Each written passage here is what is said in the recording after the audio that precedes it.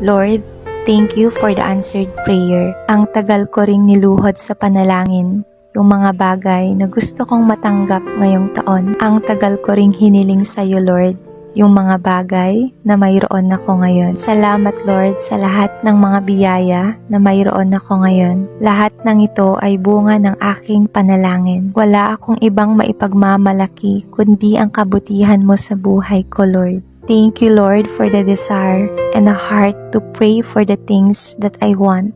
Thank you, Lord, for turning my desire into reality.